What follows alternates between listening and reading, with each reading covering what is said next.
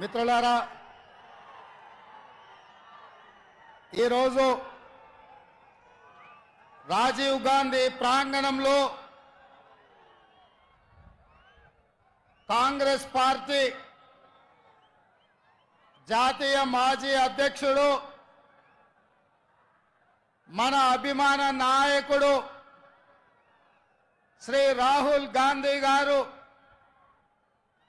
అఖిల భారత కాంగ్రెస్ పార్టీ జాతీయ ఎన్నికల మేనిఫెస్టోను ఈ తెలంగాణ గడ్డ మీద నుంచి విడుదల చేసి, ఏ గడ్డ మీద నుంచి అయితే సెప్టెంబర్ 17 నాడు శ్రీమతి సోనియా గాంధీ గారు తెలంగాణకు 6 గ్యారెంటీలు ఇచ్చి ఈ తెలంగాణ రాష్ట్రంలో 3 రంగుల జెండాను రెపరెపలాడించిందో, అదే గడ్డ మీద నుంచి మన అభిమాన నాయకుడు శ్రీ రాహుల్ గాంధీ గారు ఈ జాతికి 5 గ్యారెంటీలను అంకితం చేయడం ద్వారా జూన్ 4 తారీఖు నాడు రాబోయే ఎన్నికల ఫలితాలలో ఇండియా కూటమిని గెలిపించి జూన్ 9 తారీఖు నాడు ఢిల్లీలో ఎర్రకోట మీద మువ్వన్నెల జెండా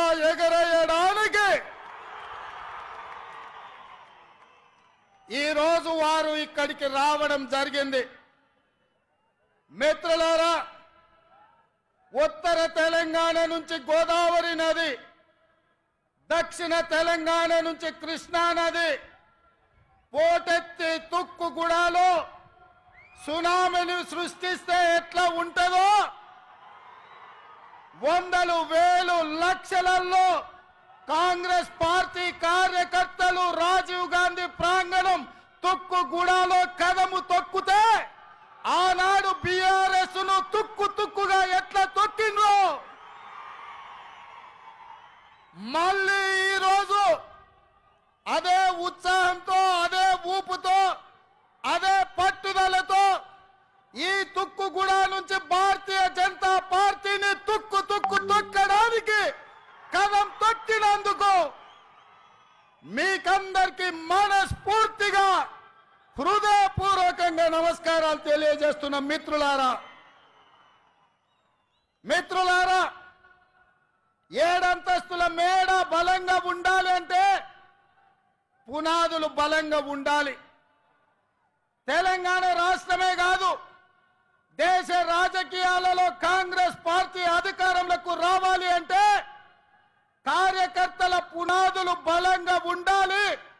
తండాలలో, గూడాలలో, మారుమూల పల్లెల్లో, పట్టణాలలో మీలాంటి లక్షలాది మంది కార్యకర్తలు కాంగ్రెస్ పార్టీ సైనికులై 100 అంతస్తుల మేడలను నిర్మించాలన్నా మీరు సైనికులుగా నిలబడి కొట్లాడినప్పుడే పార్టీ నిలబడుతుంది.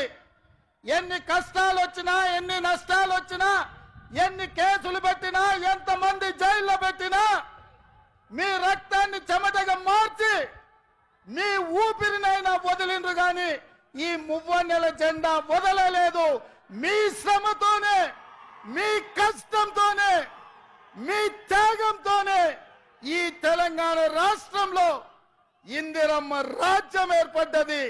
ఇందిరమ్మ రాజ్యంలో సోనియమ్మ ఇచ్చిన సంక్షేమాలు 6 గ్యారెంటీలను ఇవాళ మనం అమలు చేస్తున్నాం. సోదరులారా, ఇవాళ మిత్రులారా, ఈ తెలంగాణ స్ఫూర్తితో, ఈ వైబ్రెంట్ తెలంగాణ నినాదంతో జాతీయ స్థాయిలో నరేంద్ర మోడీ గారు ఏదైతే గుజరాత్ మోడల్ అంటుండో, గుజరాత్ మోడల్ మీద వైబ్రెంట్ తెలంగాణ ఆధిపత్యాన్ని చూపిస్తుంది, అభివృద్ధి పదం వైపు ఈ దేశాన్ని నడిపిస్తుందని ఈ సందర్భంగా సవినయంగా తెలియజేస్తున్న మిత్రులారా, ఇవాళ ఆలోచన చేయండి. భారతీయ జనతా పార్టీ వాళ్ళు మాకు అవకాశం ఇవ్వండి అంటారు. నేను అడుగుతున్న భారతీయ జనతా పార్టీ నాయకులను, 10 సంవత్సరాల నుంచి మీ పార్టీ, మీ నాయకుడు నరేంద్ర మోడీ గారు ఈ దేశంలో ప్రధానమంత్రిగా ఉన్నాడు. నిరుద్యోగ యువకులకు ప్రతి సంవత్సరం 2 కోట్ల ఉద్యోగాలు ఇస్తా అన్నారు. 10 ఏళ్లలో 20 కోట్ల ఉద్యోగాలు ఇవ్వాలి. మరి ఇవాళ నేను అడుగుతున్న సిగ్గులేని కిషన్ రెడ్డిని పార్లమెంటులోనే ప్రశ్న అడిగితే 7,21,000 ఉద్యోగాలు మాత్రమే ఇచ్చినామని భారత ప్రధానమంత్రి నరేంద్ర మోడీ గారు సమాధానం ఇచ్చారు. 20 కోట్ల ఉద్యోగాలు ఇస్తానే 7 లక్షల ఉద్యోగాలు ఇచ్చినందుకు ఇవాళ నరేంద్ర మోడీకి ఓటేయాలనా నేను అడుగుతున్నా. రైతుల ఆదాయాన్ని 2 చేస్తామని మాట ఇచ్చిన మీరు వేలాది లక్షలాది మంది రైతులు ఢిల్లీ సరిహద్దుల్లో రైతు వ్యతిరేక నల్ల చట్టాలను తెస్తే 16 నెలలు సైనికులాగా పోరాటం చేసి 750 మంది రైతులు అమరులైతే కనీసం ఆ రైతులను పరామర్శించలేదు, ఆ కుటుంబాలను ఆదుకోలేదు.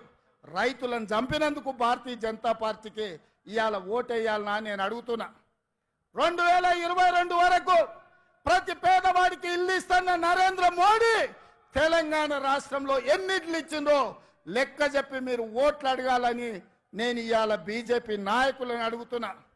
ఇవాళ నరేంద్ర మోడీ గారు మతాల మధ్యలో చిచ్చు, ప్రాంతాల మధ్యలో చిచ్చు, భాషల మధ్యలో చిచ్చు, ఇవాళ వరకు చిచ్చు పెట్టి విభజించి ఇప్పటి వరకు అధికారం నిలబెట్టుకున్నాడు.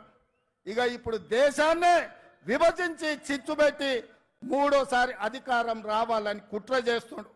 ఇవాళ దక్షిణ భారతదేశం ఉత్తర భారతదేశం మధ్యలో చిచ్చు పెట్టి దేశాన్ని విభజించే పరిస్థితి నరేంద్ర మోడీ గారు తెచ్చిండ్రు.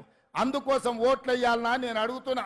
అంతెందుకు మిత్రులారా, హైదరాబాద్ నగరంలో వరదలు వచ్చినాయి, లక్షలాది మంది నిరాశ్రయులైనరు. ఆనాడు ఢిల్లీ నుంచి నరేంద్ర మోడీ నుంచి ఒక్క పైసైనా సికింద్రాబాద్ ఎంపీ కిషన్ రెడ్డి తెచ్చిండా? సిగ్గులేని కిషన్ రెడ్డి మునిగిపోతే ఒక్క పైసదేలే. ఇవాళ ఏ ముఖం పెట్టుకొని ఇవాళ ఓట్లు అడుగుతున్నామని నేను చెప్తున్నా. అందుకే మిత్రులారా, నరేంద్ర మోడీ అన్న నమో అంటే నమ్ముతే మోసం. 10 ఏళ్ళు ప్రధానమంత్రిగా ఉన్నాడు, ఇవాళ మళ్ళీ ఓటేయమంటుండు. బీజేపీకి ఓటేస్తే ఆయన మన చంద్రమండలానికి రాజైతాడా? 10 ఏళ్ళు ప్రధానమంత్రిగా ఉండి పాలమూరు రంగారెడ్డి ఎత్తిపోతల జాతీయ